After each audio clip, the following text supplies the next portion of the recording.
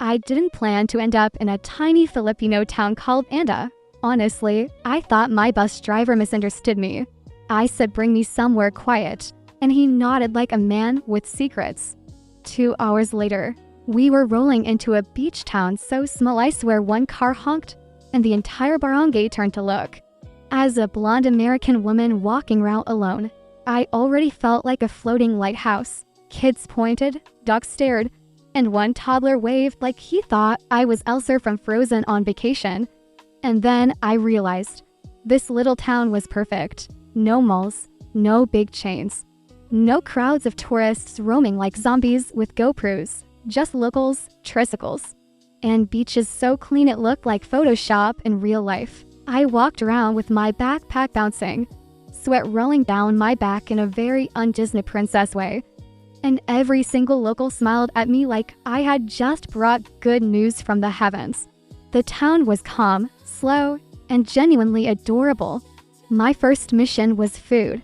I spotted a small curanderia with the sign "Eat Now, Diet Later," which felt like a threat and a promise. Inside were metal pots full of mysterious dishes.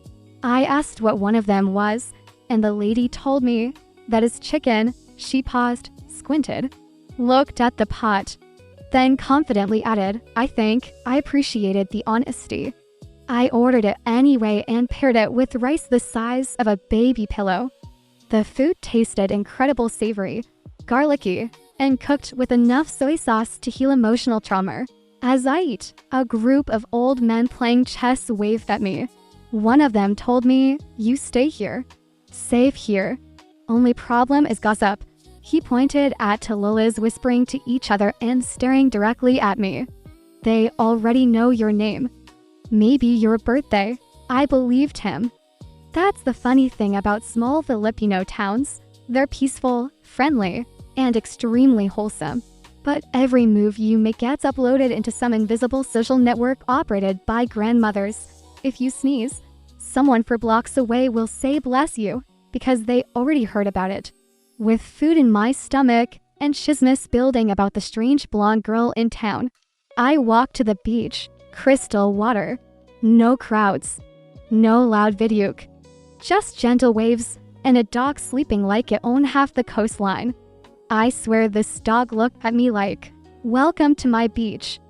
You may stay, human." But the real adventure started when 3 teenagers approached me and asked if I wanted to see the secret spots. Now, in America, if teenagers tell you this, you run. But in the Philippines, this usually means waterfalls, caves, or a cousin with a boat. So I said yes. They grabbed motorbikes and took me on a ride through rice fields, tiny villages, and roads so narrow I wondered if they were actually meant for humans or just chickens. Every time we passed someone, they waved with both hands like they were signaling an airplane. One kid even yelled, "Ma Americana," as if he had discovered a new Pokemon. And then we reached the first secret spot, a waterfall so hidden it didn't even have a name on Google Maps, which is basically the Filipino version of being invisible. The boys told me locals call it Kawakawa Falls because it forms a natural basin shaped like a giant kawali. There were no tourists, no vendors selling coconut water for triple price. Just cold fresh water pouring from rocks, surrounded by jungle so green it looked illegal. When I dipped my feet in, it was freezing. The boys laughed at me until one of them jumped in and screamed louder than I did. More locals arrived, mostly kids, with snorkels made from soda bottles.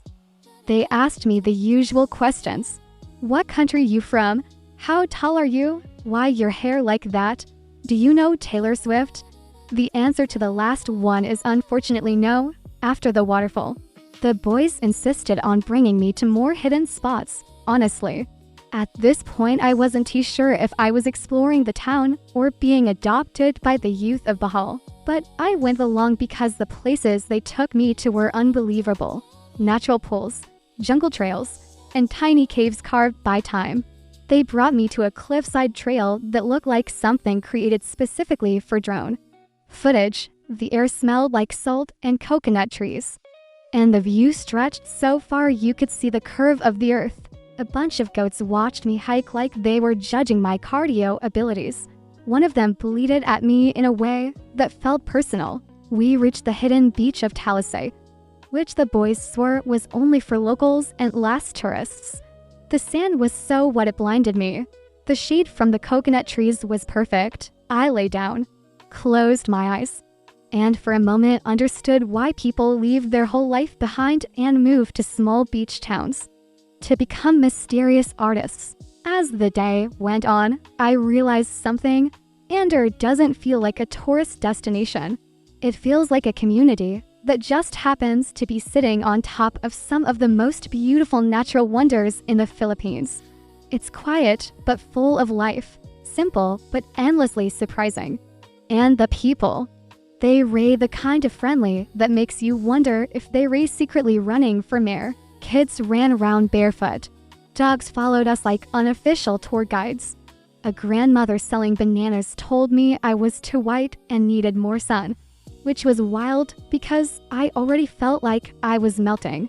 Before leaving, I asked the boys about the best hidden waterfalls and hiking spots in Anda, the type of places travelers like me always dream of but rarely find.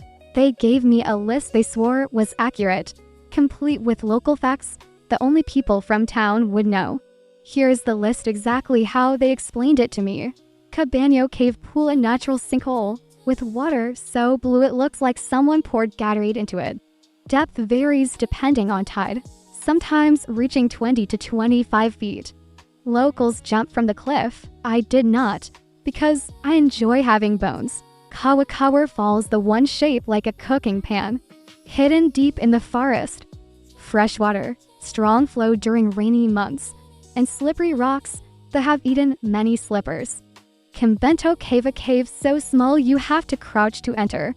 Locals say the name comes from convento because it feels like a tiny chapel.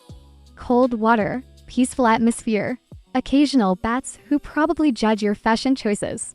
Talisay, hidden beach not on tourist maps, accessible only by passing through a small residential area. White sand, shallow water, and one legendary dog that swims better than me. Virgin Hills hiking trail, a gentle uphill trail with views of rice terraces, coconut forests, and the sea. Locals walk this daily like it's nothing. I walked it once and nearly questioned my life decisions.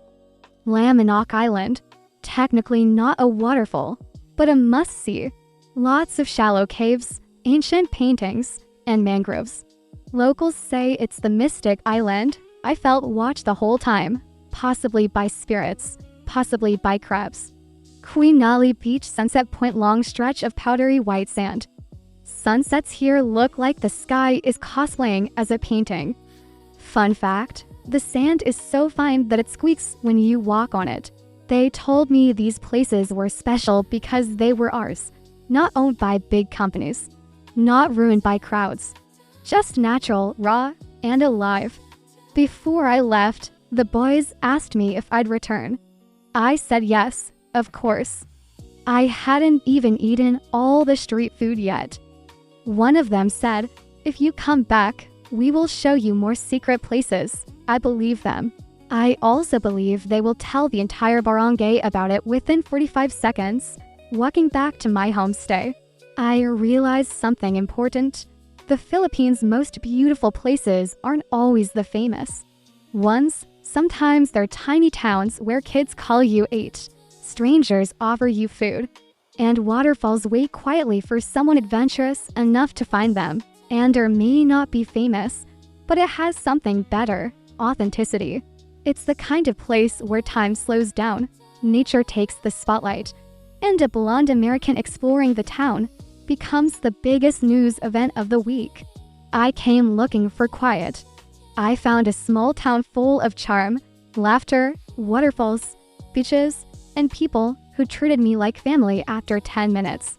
And that's why you should go, not because travel blogs say so, not because Instagram wants a new beach, but because some of the most unforgettable experiences you'll ever have are hidden in places no one talks about. And this town, this tiny, warm, secretly magical town is absolutely one of them.